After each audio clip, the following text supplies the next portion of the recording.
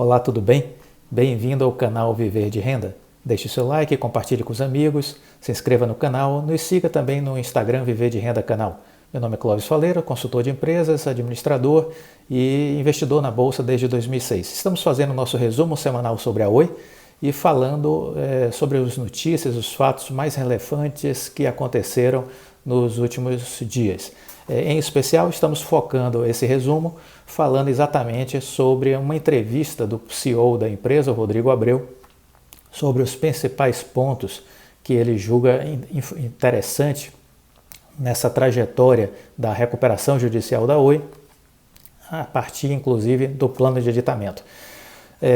Esse é o segundo vídeo do resumo semanal, complementando o anterior, e nós encerramos o vídeo anterior falando exatamente de um posicionamento do Rodrigo Abreu sobre a questão da dívida da Oi, né? Havia uma série de controvérsias, porque a depender do analista, havia informações diferentes em relação tanto ao cálculo da dívida quanto ao desconto obtido com a aprovação do plano de aditamento. Nessa entrevista concedida essa semana pelo Rodrigo Abreu, ele deixou claro a situação da dívida da empresa.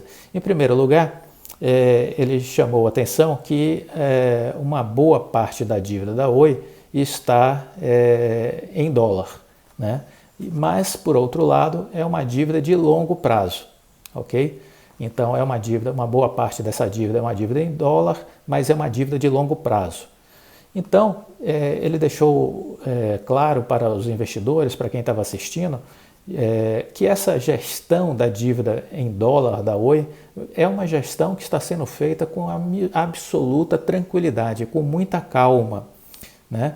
Por quê? Porque ela é uma dívida de longo prazo, ela não necessita ser quitada no curto nem no médio prazo. Então, como você tem tempo para trabalhar essa dívida, você pode esperar uma condição melhor para quitar essa dívida, entendeu?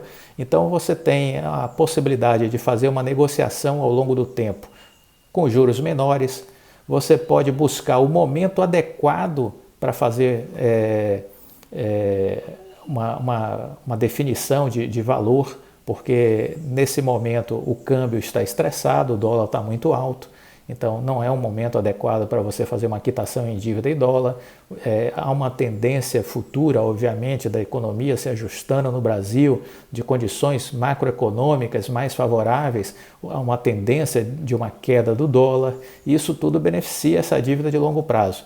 Então, ele deixou essa mensagem de que é uma gestão que está sendo feita com absoluta tranquilidade, com absoluta calma, é uma dívida de longo prazo em dólar e que não se deve querer antecipar a quitação dessa dívida para o curto prazo, porque você tem tempo para fazer isso, e esse é um momento desfavorável para uma negociação de dívida, porque o câmbio está super valorizado, né? O dólar em relação ao real há um valor exacerbado, vamos dizer assim. Uma outra questão que ele deixou claro foi exatamente da dívida líquida da empresa. Ele disse que a dívida líquida da Oi é de 26 bilhões de reais. Então essa é a dívida líquida que a Oi tem para com os seus credores, 26 bilhões de reais. Só que lembrou que a Assembleia de 8 de setembro, que aprovou o plano de aditamento, deu descontos. Acertou a redução do valor da dívida existente, 55% em relação à dívida dos bancos e 50% em relação à dívida com a Anatel. Então, com isso, ele deixou claro que há uma redução do valor da dívida de 26 bilhões e que ela está caindo para 10 bilhões de reais. Então, é esse o ganho da reunião de setembro. Então veja a importância que foi aquela reunião da aprovação do plano de aditamento. Então, palavras do Rodrigo Abreu, a dívida líquida de 26 bilhões de reais caiu para 10 bilhões de reais. Então, uma redução de 16 bilhões. Isso é ganho para a empresa, isso é ganho para a organização. Então, é essa a redução e é essa a dívida líquida existente hoje da Oi. Caiu de 26 bilhões para 10 bilhões de reais.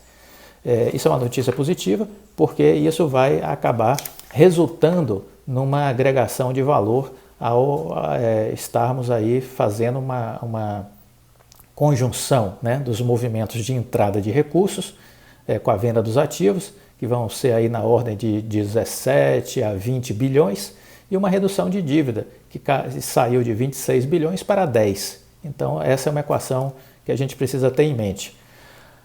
Outra coisa que o Rodrigo Abreu destacou é que a saída da recuperação judicial é iminente, estamos nas portas da saída da recuperação judicial, muito provavelmente, eu acredito, que vai se dar em setembro de 2021. E essa saída de recuperação judicial, ela agrega uma previsibilidade de caixa ao longo prazo, ela já de alguma forma sinaliza que diversos investimentos que a empresa vai precisar continuar fazendo vai ser mediante injeção de recursos externos, tanto com o sócio da FibraCo, que deve estar aportando aí em torno de 13 bilhões de reais já no ano que vem, com a oficialização de quem é esse sócio que vai estar participando, assim como a atração de créditos, porque ele destacou isso, né, de que o investimento em infraestrutura você não faz apenas com caixa da empresa, não deve fazer, porque são investimentos que vão performar ao longo do tempo. Então você precisa fazer um blend, né? Uma parte de recursos próprios, mas uma parte expressiva desses investimentos será realizado com tomada de capital externo. Para isso existem os fundos de investimento em infraestrutura, e que certamente esses fundos de investimento de infraestrutura estarão aportando recursos finda a recuperação judicial da Oi, né? Então essa é uma outra sinalização muito positiva de que a partir do momento que a Oi sair da recuperação judicial, diversos fundos de investimento em infraestrutura vão estar entrando na companhia, vão estar participando da história da companhia e ajudando, inclusive, as ações saírem das mãos dos movimentos especulativos do curto prazo, né, que estão segurando, represando o preço, fazendo o preço cair da ação, e vão ajudar a empresa a entrar num outro momento de sua história e que suas ações aí vão estar nas mãos desses grandes fundos e não mais na mão de especuladores. Essa é uma grande virada de mesa e que vai acontecer muito provavelmente já a partir do segundo semestre do ano que vem. Temos que ter calma, tranquilidade e paciência. Muitas pessoas entram em contato com o canal, me questionando, seja pelo Instagram, seja pelo YouTube, demonstrando aflição, porque o preço está caindo, que o preço não sobe, tantas boas notícias. Olha, é tranquilidade, é calma. Nada de desespero, esquece o preço da ação, não é hora de ficar olhando, se estressando, deixa para olhar o preço o ano que vem, né? Tem gente que olha o preço da ação todo dia, não faz sentido, entendeu? Essa ansiedade, esse estresse, não é necessário você passar por isso. E estou falando isso enquanto uma pessoa que já investe há 14 anos. Então você não precisa viver essa angústia, essa via crucis, né? Carregar essa cruz diariamente, não faça isso, faz mal à saúde. Relaxe, vá caminhar, vá espairecer, esqueça que comprou a ação da Oi, deixa lá, entendeu? Esquece. Ano que vem você dá uma olhada, lá para janeiro de 2021, você chega e dá uma olhada. Aí depois você só vai olhar em julho de 2021. Faça isso. Olhe uma vez a cada 6 meses. Simples assim. Uma vez a cada 6 meses você olha como está o preço da ação da Oi. É a minha recomendação para vocês. Que aí vocês se aliviam desse estresse, dessa angústia, dessa ansiedade, entendeu? Inclusive porque tem muita gente que está fazendo uma bobagem de vender a ação com prejuízo, né? Comprou a 1,80, 1,90, 2, e aí agora está vendo a ação a 1,70, 1,60, não sei quanto é que está, e aí o pessoal está vendendo com prejuízo. Algumas pessoas me confessaram, vendi com prejuízo. Olha, lamento, inexperiência da sua parte, entendeu? Então, não é por aí. A empresa está na trajetória correta. É isso que a gente tem que entender, que a empresa está na trajetória correta. E vai chegar o momento que isso vai explodir. entendeu? Vai chegar o momento que isso vai explodir. Isso não é papo de marketing, eu não sou marqueteiro, eu não sou vendedor de ilusões, eu estou falando enquanto investidor, porque eu comprei a ação e, por exemplo, semana passada aproveitei para comprar mais, entendeu? Sempre que posso estou comprando um pouco mais de ações, é assim que eu estou procedendo. Muito bem, o Rodrigo Abreu ainda nessa entrevista destacou sobre a Oi Soluções e a Oi Labs, que são programas que a Oi criou, estruturas que a Oi criou para atender o mercado corporativo. Ele destacou que esse é um mercado importante para a Oi. Atualmente, ao atender empresas prestando serviços, a Oi já tem um faturamento de 5 bilhões de reais por ano, entendeu? Atendendo esse segmento empresarial, a Oi já fatura hoje 5 bilhões de reais por ano. E esse é um mercado que a Oi está acreditando, apostando, por isso está reestruturando essas áreas na empresa, para que seja um provedor cada vez mais qualificado de soluções, de inovações na área de TI, de tecnologia da informação. Exatamente gerando valor para esses grandes contratos corporativos. Então a Oi também está aí nesse olhar business, né, de focar esse segmento empresarial que já é hoje um grande prestador de serviços para empresas no Brasil e quer se aperfeiçoar e explorar cada vez mais esse segmento por entender que hoje já performa muito bem, são 5 bilhões de faturamento no ano e que pode crescer ainda exponencialmente esse faturamento junto a esse segmento corporativo. Ele comentou também sobre o leilão de 5G, né, que é um outro assunto que vai bombar no ano que vem, né, vai ter o leilão sobre essa questão da infraestrutura de 5G. Ele entende que isso é uma oportunidade para a Oi, naturalmente, porque vai precisar, a estrutura de 5G vai precisar de capilaridade de fibra para fazer a conexão entre as torres e tudo mais. Então a Oi vai ser uma investidora de infraestrutura, vai ser uma prestadora de serviços para os provedores de 5G. Então esse é um outro posicionamento estratégico da empresa. Com relação à competição, ele entende que o governo brasileiro deve ter sensibilidade para não restringir a entrada de nenhum provedor para participar do leilão da infraestrutura de fibra, que deve garantir a competição, isso é o que deve ser privilegiado, na opinião do Rodrigo Abreu, e que nesse sentido, hoje os grandes players que estão nessa área de 5G são a Suécia, a China e a Finlândia. A Finlândia em sociedade com os Estados Unidos.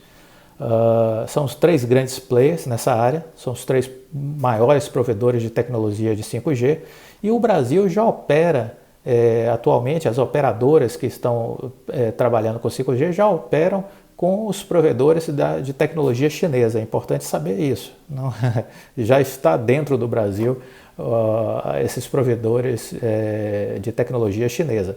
O que é importante, o Rodrigo Abreu destacou, é que independente da nacionalidade dos provedores, o que é importante é que o Brasil esteja atento aos protocolos de segurança, a criação de padrões de segurança, né, para que se assegure que haja um máximo de cuidado e de zelo com relação aos dados, tanto das pessoas físicas como das pessoas jurídicas, né? Então o que é importante é isso, é criar um protocolo de segurança, uma ambiência de segurança, independente de quem sejam os provedores que estejam atuando no país.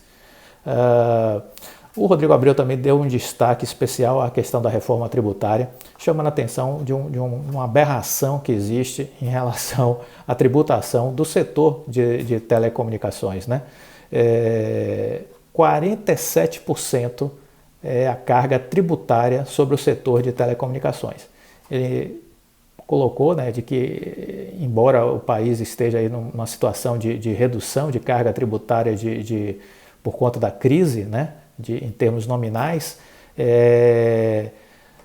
que o governo tem que ter sensibilidade para avaliar que é uma carga tributária extorsiva, né? 47% de impostos sobre os serviços de telecomunicação é algo que acaba encarecendo o serviço, né? Porque obviamente as empresas repassam essa carga tributária ao consumidor final.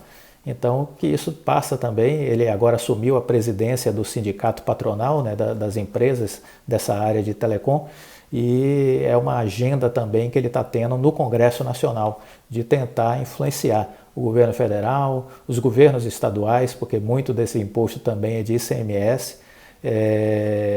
e está tentando influenciar essa agenda para ver se é possível fazer uma redução, porque seria bem-vinda uma redução dessa tributação de 47%, que é uma aberração no nosso país. Né? A nossa carga tributária é um negócio vexatório em função dos altos custos do Estado brasileiro e que é um custo gigantesco por conta de uma máquina inchada, ineficiente, cheia de privilégios, entendeu? Isso tudo deveria ser revisto na reforma tributária que tanto se fala.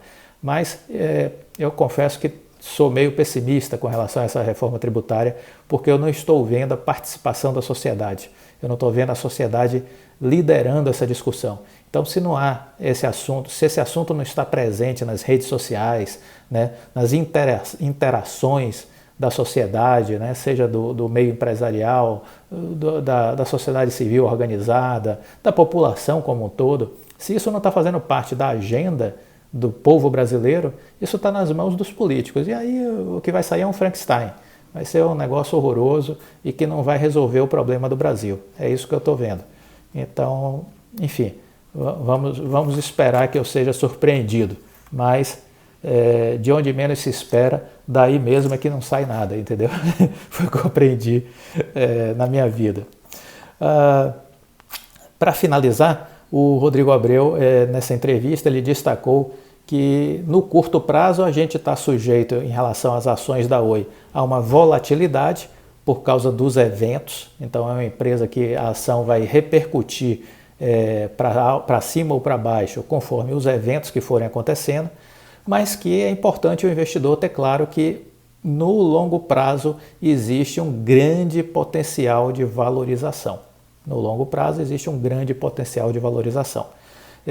E que finalizou dizendo isso, que o investidor não pode ficar olhando o curto prazo. Foram essas as ponderações que o Rodrigo Abreu fez, tudo absolutamente de forma transparente, clara. Para quem tem acompanhado os nossos vídeos, nada de novo, apenas reafirmou o que a gente vem falando ao longo das nossas análises sobre a Oi. Continuo investidor da Oi, continuo acreditando, não recomendo a ninguém vender sua ação. Essa correção que está tendo hoje, que aparentemente é um prejuízo, não é um prejuízo, é uma desvalorização, porque prejuízo só vai acontecer na hora que você vender a ação. Então o que está tendo hoje é uma desvalorização e que você tem que esperar, porque assim como está desvalorizando, vai valorizar, entendeu? Então, fique tranquilo, espere, porque a paciência é o grande segredo para quem resolveu investir na ação da Oi. O pior ficou para trás. Não existe mais risco de quebrar, a empresa está saindo da recuperação judicial, a sua dívida caiu de 26 bilhões para 10 bilhões, olha só, caiu de 26 bilhões para 10. Lembremos que ela chegou a ser 65 bilhões quando deu entrada na recuperação judicial em 2016 e hoje está em 10 bi, palavras do presidente da empresa. Então chega de blá blá blá com relação ao valor da dívida, o valor do desconto, acabou. Agora, a posição oficial da empresa, a dívida hoje está em 10 bilhões de reais. Acabou. Vamos lembrar que a empresa tem no caixa 5,7 bilhões. No caixa, 5,7 bilhões. É o que está no caixa da empresa. Vamos lembrar que as vendas dos ativos vão representar um valor aí em torno de 18 a 20 bilhões de reais. Esse é o valor da venda dos ativos que a empresa quer proceder agora entre novembro e dezembro. Mais um aporte de 13 bilhões em março do ano que vem, mediante leilão, para a definição de um sócio investidor na Infraco, na área de fibra. Então, essa é a situação financeira da Oi. Quem está preocupado? Você está preocupado? Você acha que a empresa não tem dinheiro? Você acha que a empresa não tem caixa? Que a empresa não tem capacidade de execução? Pô, Não, não tem mais o que ser dito. É uma questão de usar a razão. Esquece a emoção, esquece quem diz que a Oi não é um bom investimento, que isso é uma besteira de quem está falando, entendeu? A Oi é uma excelente opção de investimento hoje. Então, fica tranquilo, fica calmo. Tá tudo correndo bem. Até a próxima.